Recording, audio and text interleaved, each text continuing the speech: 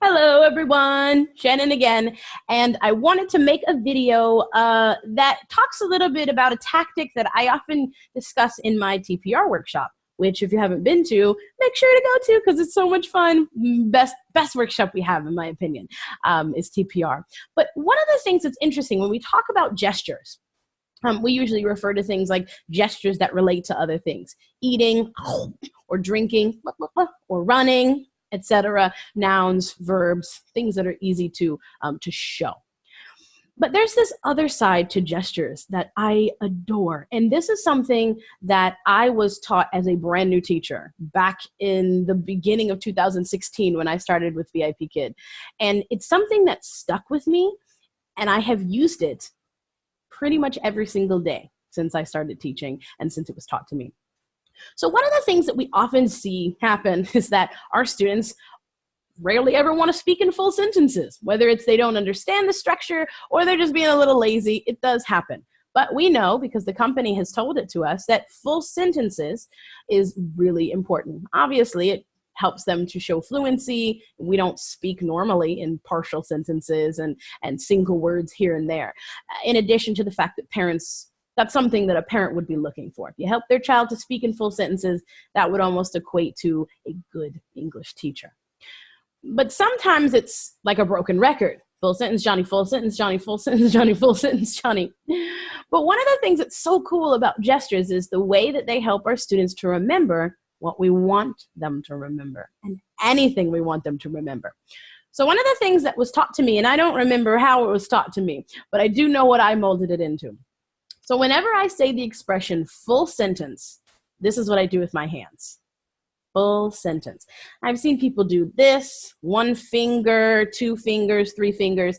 It doesn't really matter as long as your gesture doesn't look like something else. You never want to confuse them by saying full sentence and them getting a little confused between full sentence and hear or listen or whatever they're understanding that gesture as. Full sentence like this wouldn't make any sense, right? So picking something that is neutral, doesn't have a different meaning that they could misconstrue.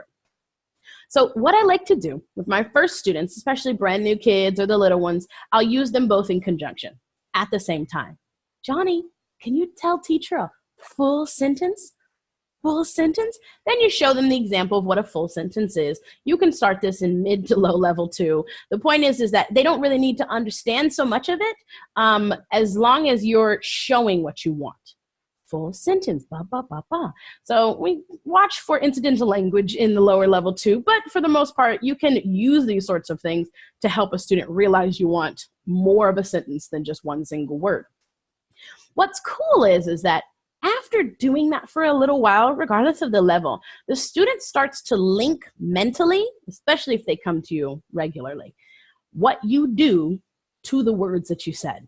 So after a little while, maybe even as soon as a couple of weeks, a month, you can pull back on what you say and see what happens. Usually I'll do something like this. Johnny, what do you see? And Johnny will say, dog. I'll look at him. I see a dog. Yes. Good job, Johnny. High five. The interesting thing is Johnny knows, or my student knows what the gesture means because every time they hear or are requested to speak in a full sentence, boom, gesture comes out. There it is. They're linking what they hear to what they see. The nice thing is that in that situation, I'm decreasing my output. I'm dropping down my need to correct them. Not really a correction if they do it on their own. We're just leading them in the right direction with a visual.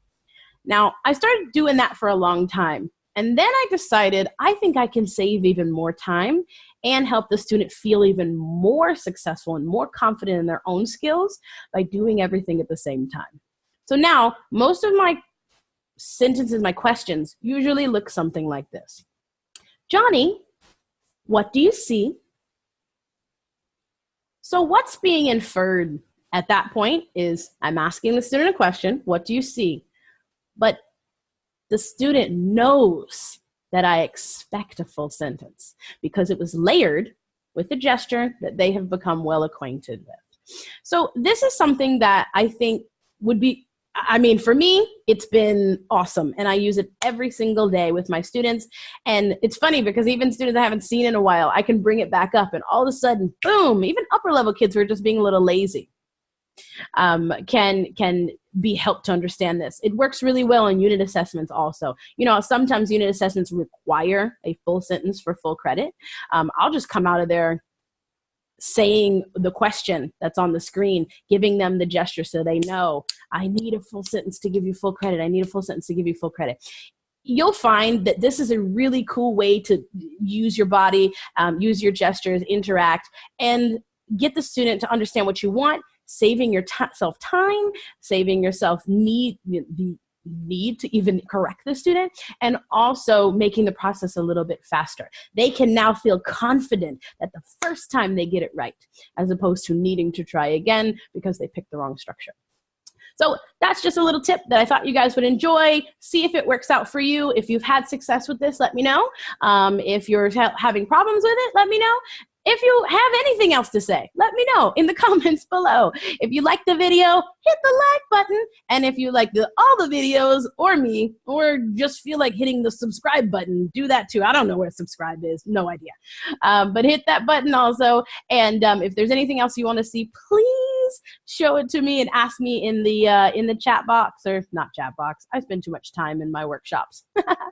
But send it to me in the comments section. I would love to make any videos that you guys would like. Still, we're in the process of making our review videos for starting at level 3. We'll go up from there, and hopefully you enjoy it. And thank you so much. Thanks for continuing to be awesome teachers, and we'll see you in the next video. Bye.